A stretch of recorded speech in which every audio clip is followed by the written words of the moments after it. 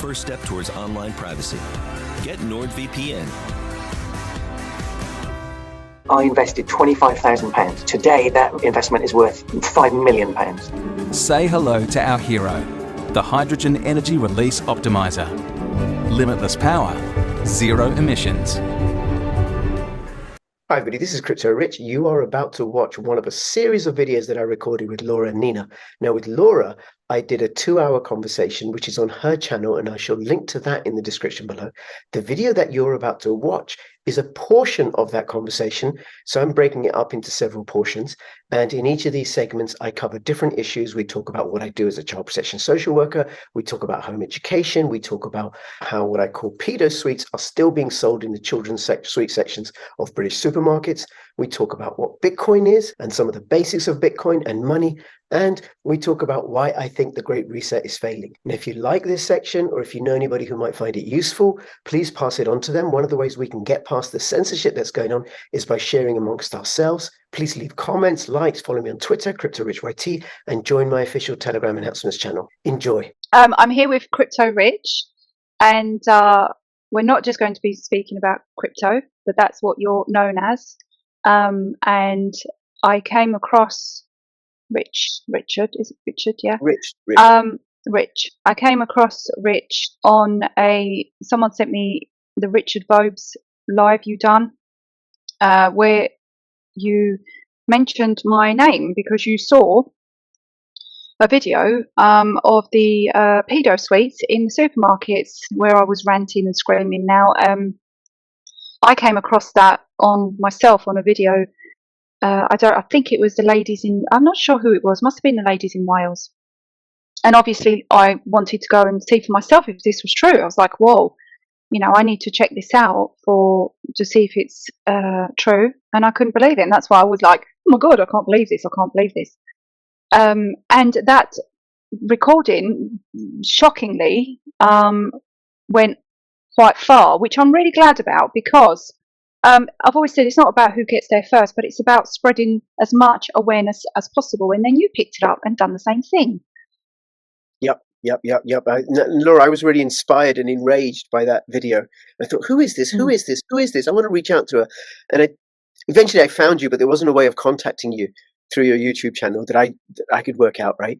And then I know Richard, I've been on his channel before. So I reached out to him and I said, look, can we squeeze this in? I know you're really busy, because he does 2 videos a day, right? And he was so generous that he fitted me into his schedule, and we did this video. And I thought, well, I got to give a shout out to you and acknowledge you, because you're the one that made me aware of it. So yes, and thank you for reaching out, and it's thank you for inviting me to be on your channel. And this will also be on my channel at some point. Yep. But I really appreciate it. Thank you. That's fine. And what I'll do at the end is I'll put the links on here to your channel so people can contact you and come and sort of follow you and etc. So what was your story? Because it was through you that I learned a few legislations. So yes. You went out and checked it for yourself and managed to have a win. Yes, a temporary win, because I went there a couple of weeks later. Before I go into that, I just want to say to people that they can find me on bit.ly/CryptoRichOdyssey and bit.ly/CryptoRich3Speak, which are censorship-resistant vlogging platforms. I'm also on YouTube, but I get shadow banned there. And I'm also on Twitter at CryptoRichYT. Okay, so I saw your video, and I went to a local Sainsbury's, and I saw and I spoke to the manager. And for people who don't know, what I said to the manager is the 1989 Children's Act says, you've got to protect children from risk of significant harm. So it's not just significant harm, but risk of significant harm. Like, it wouldn't do if someone was going to have Jimmy Savile babysit their kid that evening. No, that's risk. That's enough risk, right? And then also the Sexual Offences Act 2003. And I didn't have the specifics, and he agreed to take them off. And then I actually work as a child protection social worker, and that's what I'm qualified as. And I contacted a few social worker friends of mine, including a former police officer who's now a social worker, and he sent me a screenshot, Section 10 of the Sexual Offences Act, which makes it a criminal offence to entice or induce or in any way encourage a child under the age of 16 to engage in sexual activity. So then a couple of weeks later, I went back to that same Sainsbury's, and there they were, the sweets again. And I haven't done a video about this. This is the first time I'm talking about it on video. And this time I was like, okay, I'm going to make more of a scene, because I'm not shy. And I wasn't shouting. I was just speaking with an intention to be heard. So I walked up to this is a Friday evening. I walked up to where the tills were, and I said, excuse me, can I speak to the manager, please?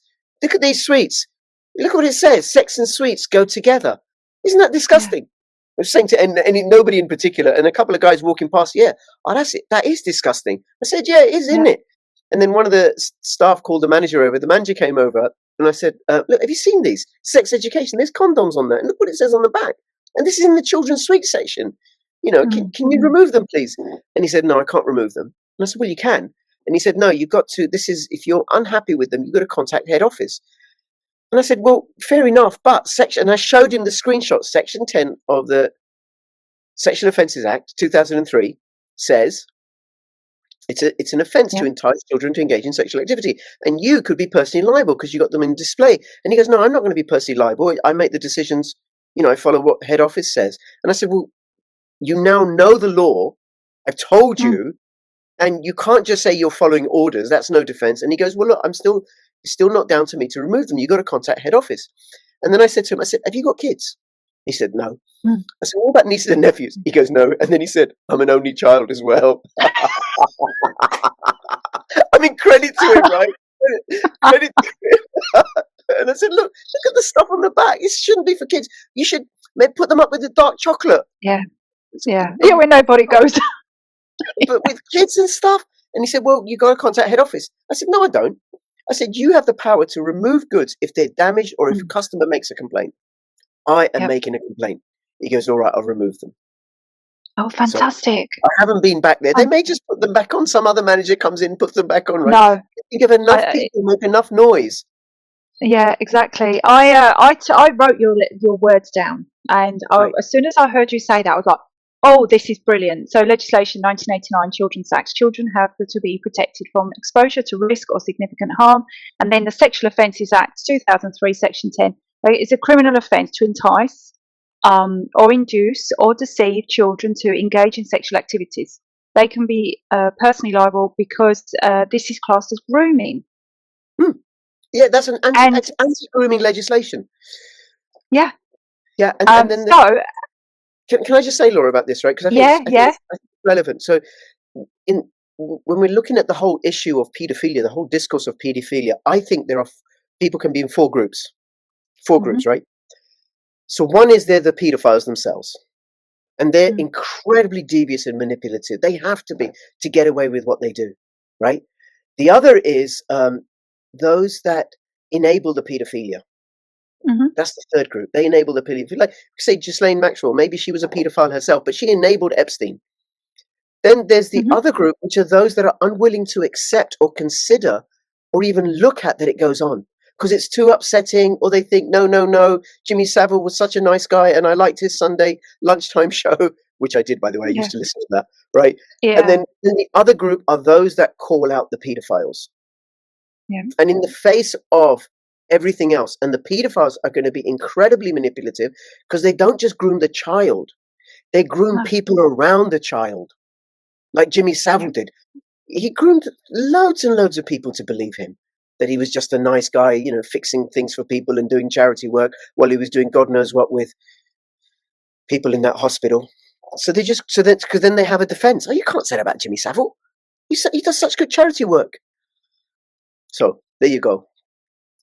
So it's true, and you're right. They are very, very clever. In fact, as much as I can't stand the celebrity here, obviously for many, many reasons, but Oprah Winfrey made a speech on one of her shows once. I just caught a clip of it, and she said a good groomer will make it so that the child enjoys it, and that's the danger of it. That is the actual danger, is when a child becomes it becomes like they become accustomed to it and they start to enjoy it, and that's when you have groomers that are really good at it, and so then it's like a game. It's like something that they fall into the prey of not realizing that they're being abused.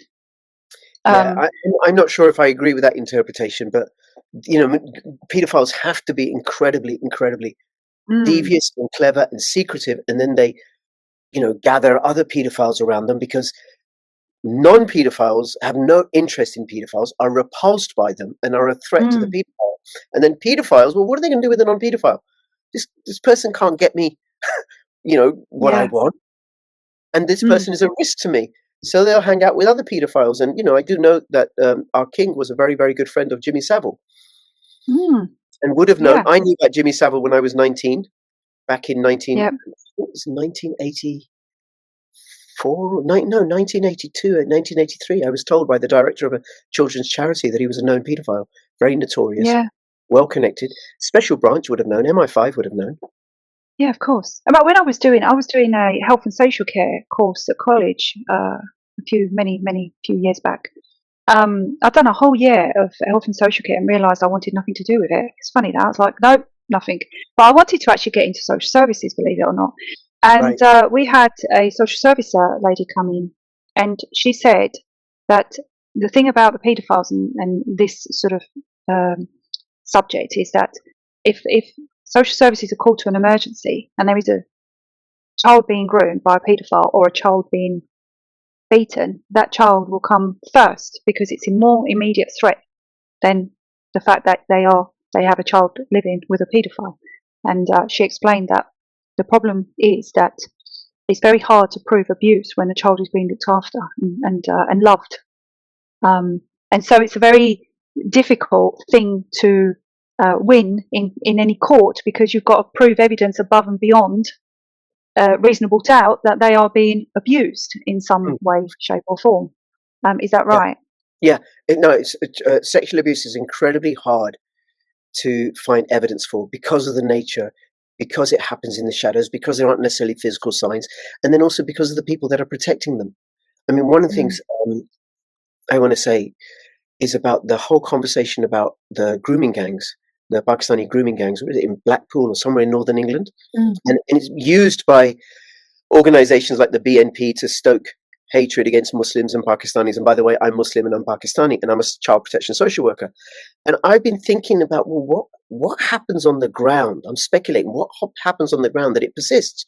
Because if I'm a social worker and I come across this, well, I will, something like this, sexual abuse or whatever, I will share that information with my manager, like I do with all the cases that I'm working on. And I get feedback and ideas and what to do and where to take it. And then my manager, if it's a major thing, will feed it back to his or her manager. And if it's a big thing, it'll go all the way up the chain.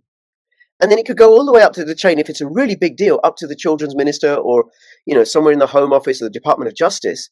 And then somebody up there who's compromised in some way, or acting for somebody else, knowingly or unknowingly, passes the message down, and they might say, leave this alone, Interpol are investigating, MI5 are investigating, leave alone, leave alone, leave alone. So it comes all the way down to the frontline social worker who's got this instruction, leave this alone because Interpol or MI5 or big police investigation, they don't want you to ruin it. Well, that seems plausible and sensible. So it passes. And then the media produce this nonsense story that the police were afraid to act because they were afraid of being accused of being racist or something, or social workers. It's nonsense. It's a complete red herring. So that's my speculation on it. And I do know from a very reliable personal contact who's worked in government circles, and I won't say which government, it's not the UK, but I imagine it goes on, that how intelligence agencies will get compromising material on a politician or a judge, or a CEO, and then they're owned. Yes, absolutely. I think most of them up there are owned. Yeah, because people can own, an MP can own up to being gay, they can own up to being an alcoholic, they can own up to being a gambler, they can own up to being unfaithful. Nobody can own up to that they've had sex with a child. That's it, they're owned. Yeah, absolutely right. And in fact, you won't put it past... I wouldn't put it past Mossad or RAW or ISI or the CIA or MI6 or MI5 or any of these spy agencies, the FSB, I think the Russian one or whatever, to gun camera a child. Absolutely. But you're right. In fact, I think it was John Wedger done a documentary, didn't he? Out of the Shadows UK. Have you ever seen that? No. Do you know, Laura, sorry, I'm so sorry. forgive me for interrupting. I actually find that those kinds of films and documentaries unpalatable. I can't, like the stuff in the newspapers when I read about some child being killed. I can't. Yeah, yeah. And I work in the field. Yeah, I absolutely get that. This wasn't a mainstream TV. This was one of Right. those. It would never have been shown. So you'd have to go to one of the ODYSEE or uncensored BitTube. sites. Yeah, and he was a policeman, and he exposed how high up in Parliament paedophilia goes. So Right. it was very, very interesting, and it's shocking. And down to the fact, I think even Maggie Thatcher knew about many of her cabinet members Yeah, being involved. Ted Heath was a paedophile. Lord Mountbatten was a paedophile. There was an interview David Icke did recently, which is on YouTube. I don't forget with who, but in that interview he said that Maggie Thatcher's father was a paedophile. Oh, So great. what was the name of that film again? Oh, it's I can send it to you at the end if you like. It's called Say Out the of the name anyway. Shadows UK. Out of the Shadows UK. Okay. It's it was good. It was definitely something. There was a lot to it. I think he done a good thing, but again, he exposed how he was told not to look into these things. That his job was at risk if he carried on down this line. But the other thing I want to say is I've had an absolute. I mean, I cannot tell you how much stick and abuse. I mean, guys, if you want to go and have a look at my TikTok video and the comments. I know you don't have TikTok, but the comments on that little video of people absolutely abusing me, calling me a Karen, calling me this, they're only sweets. They're not for adults. It's not aimed at adults, and they're on the top shelf. What is wrong with you? So aren't adults allowed sweets? Children can't read. What was the other one? And in fact, just that store had them on the top shelf, but there was other stores that weren't on the top shelf. They were on the bottom or the middle. Children can't read, they can't reach, and it's to do with sex education, and it's not aimed at children. So, what do you think of that? I can give you my opinion, but I think you and I would both agree. So my question is, why are they designed in child-friendly packaging? Why are they on the second? I found them on the lower shelves. Even if they're on the top shelf, a parent could unknowingly, unwittingly, a 16-year-old could buy them, pass them on to a younger child. 9-year-olds can read. I said to the manager the second time around, I said, what if this 9-year-old buys these sweets because she likes this brand or whatever, and this girl's already been sexually abused? This is going to further traumatize her. So 9-year-olds can read. And then why on earth would anybody want a child to suck on a sweet that's shaped like a condom, like a child under 16? What is the logic in that? Sure, you want, some 16, 17, 18, 19, 20-year-old, I don't really want to suck on a sweet that's like a condom, right? no, it doesn't appeal to me. If adults want to do that, well, knock themselves off. We have to protect our children. So then put them in the adult section, next to the dark chocolate. Don't have them in child-friendly packaging, because the other thing that those sweets do is it draws children's attention, prepubescent children's attention, to that TV series. And have you seen it? No, I don't watch TV. Wasting enough of my life. I can't even. I wrote it down somewhere. I watched a trailer. If you go to YouTube and just watch the trailers, right? Yeah. It is shocking. Now, let me ask you something. I don't know if you guys. If we go on, one more response to the question. What would I say? Yeah. Well, I go back to these 4 groups of people. There are those that are the paedophiles and carry this out. There are those that enable it. There are those that ignore or pretend or can't confront it. And that there are those call it out. We get to say which group we fall in. And then, which group are you going to be? You're going to enable it? Is that what you're going to be? Or you're just going to ignore it? Or you're going to ally yourself? If you're not going to call it out, you're going to ally yourself with those that do call it out. Or perhaps you might be one of these, because nobody's going to admit to this one. No. You're right. You're absolutely right. But people can't see the bigger picture. They don't realise that this is a target on our children's innocence. And it's dangerous. It's absolutely dangerous. It's worse than that. It's not a target on our children's innocence. It is that. It's an assault on family. It's an assault on culture. It's an assault on society. It's an assault on religion and faith. Whether people have an active religion or not, or they're very liberal or atheist or agnostic, pretty much everybody has some sort of moral code. And it's an assault on that. Those children who are for whatever reason, sexualized by the stuff going on in schools. They go home, they visit that play upon their younger brother or sister or the kid next door, and now you have sexual abuse in that household where it wasn't an issue. It fractures those families. Those children grow up to become adults who are dopamine addicts and can be easily controlled and manipulated, unable to hold down relationships, all sorts of problems like drug use and promiscuity and dysfunctional relationships and poor academic performance. It does not make for a healthy society, which is why there's a pretty much universal prohibition against child sexual abuse. Yeah, and did you notice as well the children that when you have a child that can't quite, 8-year-old children can read, okay, even 5-year-old children can read. If they read the packet, and or maybe their older siblings will read it to him. Sex and sweets go hand in hand, and then it goes on to explain how I don't have it in front of me now, but basically, right, how they are both amazing. So sex and sweets. So now if you're a child, and make you feel good. So now if you're a child and you can't even contemplate sex, but you understand how amazing a sweet is, isn't that then going to make you curious? Well, what it does, it normalizes sex as part of normal children's discourse. That's what it does. It's the thin end of the wedge. There's no, wait a minute, this child doesn't have the emotional capacity, let alone the physical paraphernalia to engage in something like that. And it promotes promiscuity. It even had a condom saying "be curious," like it's really good to. Did you see that? Yeah, I know, right? Reminded, it's like yeah. So the show, I just want to give you one line from the show. It's about this boy who's like, high school, 16 or whatever, 18, I don't know. He goes to this high school and he's odd. He is odd because he hasn't kissed a girl until he was 16, so that makes him odd. He struggles to, it's really crude. I'm not even going to go there. But his mum she's a sex therapist. And she sat down, and I just couldn't believe this. Maybe I'm just odd. Maybe it's me. But she sat next to her son, who's like 16, and she said, I've noticed, now I can't get my words 100% right because it was a little while back, so if anyone can remember, I've noticed you've been trying to masturbate lately. Right? Now, what parents would say that exactly? Is it just me? Do you want to talk about it? She said. Can anyone here?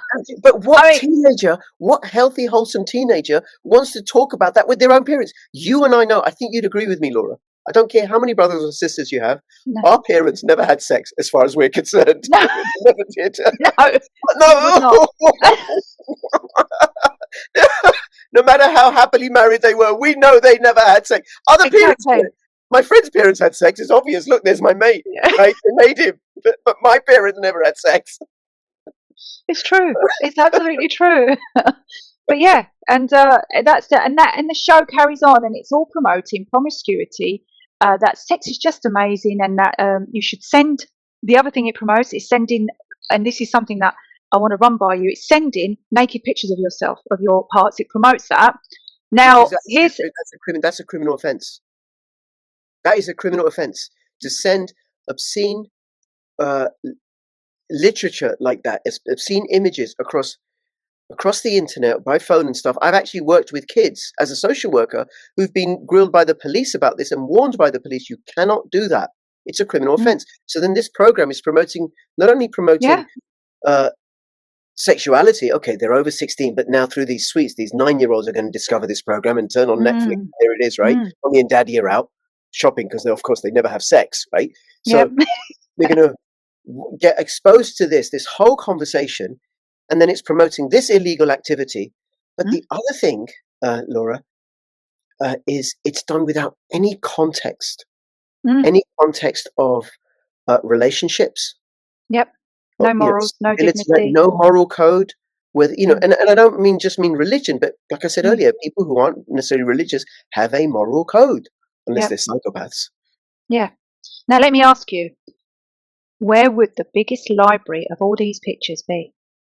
Like Google Cloud, like the internet. So there you go. Now you've got Pedo City up top storing all these pictures of people sending pictures of their, especially young people, because this show promotes it. So you can see where this is going. Yeah, but then what it does, you send some 16-year-old sends that image to a 15-year-old that they fancy. The 15-year-old hasn't watched this program, doesn't know anything about it, and now the 15-year-old has got these sexual images on their phone, Yep. uninvited. Mm. And then the young people, they don't have the compos mentis, the capacity to think about the ramifications of this. And No. but they've been told by the TV that it's okay. If you get a chance, do Google and watch just the trailers on YouTube, to the series 1, 2, 3, and 4, and you'll be shocked. Just as the trailer goes, I'm sure you'll be able to read between the lines as I did, but that is what is going on, and that's what these suites are promoting. They are promoting, chaos. But I used your legislation, which was amazing, and I called a lady went into the Asda in Strood, Kent, and they were still on the shelf. She didn't have the time to deal with it, so I actually called the manager, spoke to the manager in Asda in Strood. So if anyone's from Strood, I don't remember his name now, and I spoke to him, said you've got these sweets, and he actually went and got a pack, and I spoke to him about what's on the back, and he was absolutely shocked. He had no idea about these sweets. And then I read out the legislation and I explained the severity of these, and he said, I'm taking them all down now. He said, I don't agree with this, it's disgusting, I don't want to promote this. And he was very, very good, and I said, I'm so glad we are of similar opinion, and we didn't need to debate this, because there's no debating this. There is no debating this. No. So I wanted to thank you for that. You're welcome. You're absolutely welcome. And thank you, Laura. And thank you for spreading the word. And for anybody who's watching, go check out your local supermarket in the UK and Ireland or wherever they might be, and check out and go to the website and maybe ring them up and say, look, Sexual Offences Act, Section 10, you cannot groom children. It's a criminal offence. Yes, Yes. absolutely. So we'll move on from that one, because I want to about your job though. How do you? What's it like on the other side? How is your job? It must be quite difficult. It is, and I suppose I really love it. I absolutely really, really love it. I'm really, really satisfied and settled in what I do. I do the rough end. I'm on the front line. I'm out there visiting families. I get the referrals. I check it out, and I look at, okay, do we need to put them on a child protection plan? And if need be, I will remove children. And sometimes that process takes ages as I gather evidence to go to court and prove to the judge and get the judge on my side. And other times, I have, in one instance, asked the police to come and remove the children straight away, because the place was so unsafe, and the police agreed with me. And in that instance, the kids went to stay with their grandmother. We always try and keep children within the family.